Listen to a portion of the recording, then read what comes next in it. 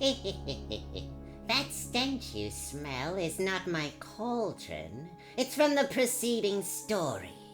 The nerve, killing the Crypt Keeper's mag with such garbage. Horror story. Phew. Now I'll have to make up for it. Yep, it's me, the old witch, mistress of the haunt of fear, ready to sling slime from my cruddy cauldron again. And I've chosen a real stomach-turner to serve you this time. So here goes with the neurotic narrative I call Buried Treasure. My story begins in 17th century Germany, at the time when it was composed of many tiny principalities, each under the rule of a nobleman or a member of the royalty. In 1667, one of these principalities, known as Schlussdorf, was ruled by Heinrich, Duke of Schleswig. He was the blackest, cruelest tyrant of them all. His stately castle towered high over the village of Schlussburg, where his subjects, the poor peasants who tilled his lands, lived. Heinrich, Duke of Schleswig, cared no more for his subjects than for the pebbles beneath his silver-buckled slippers. He was a cold, arrogant ruler who sought only to bleed the peasants by holding them down beneath the grinding heel of taxation and oppression. They would look up with embittered eyes at the splendor and pomp above them from their squalor. There is a feast at the castle tonight. While we starve, the Duke and his court stuff themselves. One day, the peace of the village of Schlussburg was shattered by the thunder of horses' hooves as the Duke's gilded coach sped down from the castle into the town. Clear the streets! He's coming! Look out! Hans! Hans! As the speeding coach bore down through the village's main street, the child called Hans stood petrified before the galloping horses. Good Lord! The child! And as the Duke's coach disappeared in a cloud of dust, a small boy's broken and mangled body lay prostrate on the blood-stained cobblestones. The murderous butcher! He could have stopped. My baby! My baby! One of the peasants shook his fist at the castle. Someday we'll get you for this. But to the Duke of Schleswig, resplendent in his gilded coach, the child's death meant only... Stupid idiots! Now the coach wheels are marred with blood stains. How disgusting. They must be repainted. Well, I'll not pay for it. The rabble will. I'll tax them for it. Nice guy, this Heinrich, fiends? So his pretty little carriage got all smeared with blood, And now he's going to make the peasants pay to have it repainted by taxing them, I'd call that blood money, wouldn't you? Well, let's see what happens. The next day, a notice was placed in the village square.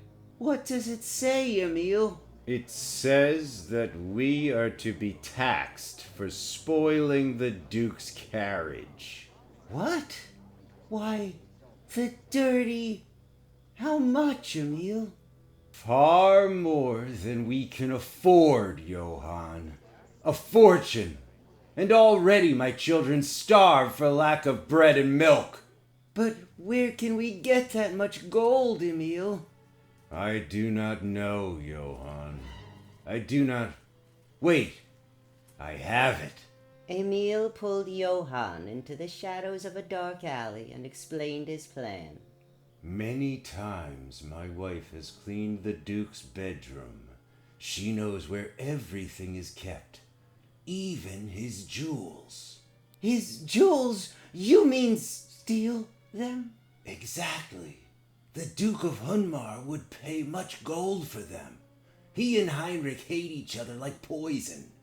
It would be enough to pay this tax. But how could we get into the castle? Simple. Tomorrow night there is to be a ball. I could slip in during the revelry and... No, Emil, not you. You have a wife and family. I will do it. Come, your wife must tell exactly where the jewels are kept. Yep, even in those days they had fences where stolen jewels could be disposed of. In this case it was an unfriendly ruler of a rival principality. So plans were made, and the next night Johann crept up the mountain to the castle Schlüsstein. Inside, the ball was underway. Laughter and music filled the air, the succulent odors of broiling pheasants and roasting pigs drifted toward the starved peasant. I must find a place where I can scale the wall. Slowly, Johann circled the castle wall, keeping well out of sight. From time to time he had to lie in the shrubbery without breathing while one of the Duke's guards passed not 5 feet from him. Finally, Johann found a tall tree whose upper limbs hung over the castle wall. This will do nicely. Johann dropped noiselessly into the garden below and crouched in the shadows, watching. Behind the huge lattice windows, men and women bedecked in embroidered lace and expensive jewelry moved before a food-laden table, tasting this, sampling that. Pigs! Rich, overfed, pompous pigs! Finally, Johann tore himself away from the mouth-watering scene and made his way through the garden to the spot beneath the Duke's bedroom. It is just as Emil's wife said. There is the ivy-covered trellis that I must climb to get to the Duke's room. It was several minutes later that Johann emerged from the Duke's window, his pockets laden with jewelry. As he descended the trellis, he turned to see. Seize him! Thief! Bring him to the Duke! The next day, a notice was placed in the village square. What does it say, Emil? It says that a thief has been caught, and that we are all ordered to witness his punishment. Who? Who is it? It is Johann. He tried to steal some of the Duke's jewelry to pay the tax. I put him up to it. The Duke's jewelry? Yes. Think of what gold those useless trinkets could bring. The food that could be bought. Milk for our starving children. Bread. Clothing. The gathered villagers nodded sadly in assent. How long must this go on? While we here in Schlossberg rot in squalor, paying 80% of all the food we grow to the Duke in taxes. He lives amid plenty, bedecked in jewelry. Emil, for heaven's sake, if one of the Duke's guards hears you... 1 ruby, 1 diamond, 1 pearl could buy enough food to keep a whole family well fed for a year. Maybe more. Emil, please, hush. Come, we must go to witness Johann's punishment. A platform had been erected just outside the castle gates. Johann stood upon it, lashed to a post, his hands tied behind his back. Several guards stood nearby. What do you think they'll do to him? Whip him, probably. Here comes the Duke. The Duke of Schlüsstein sauntered out of the castle gates and up onto the platform. He grimaced down at the sallow-faced, undernourished, gathered populace. Ahem. Last night, this man was apprehended leaving my bedroom with the jewelry which I am now wearing. The Duke stopped to sniff a pinch of snuff. Look at that diamond. He'd buy food for 10 years. That pearl, it would clothe the whole village. Then he continued. Therefore, in order to discourage any further attempts at thievery, my sentence is that this man's hands be severed at the wrists. The guards moved fast. The horrified peasants watched, stunned. Johann's hands were untied from behind him and stretched out over a chopping block. One of the guards raised a large axe.